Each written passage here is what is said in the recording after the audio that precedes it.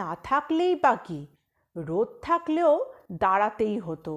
মুকুল বৌদি দাঁড়িয়েছিল মানিক জেলের খোঁজে, যে বুড়োটা মাছ দিতে যায়।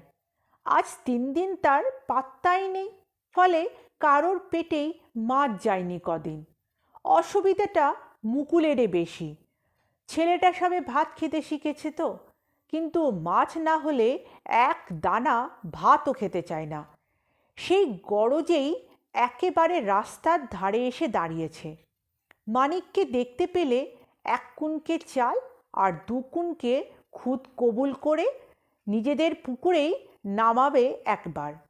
আগে শুধু খুদ দিলেই হতো, এখন আর কেবলমাত্র 2 কুনকে খুদে বড় পুকুরে জাল ফেলতে চায় না। যেদিন দরকার থাকে সেদিন সামান্য বস্তুও দুর্লভ হয়ে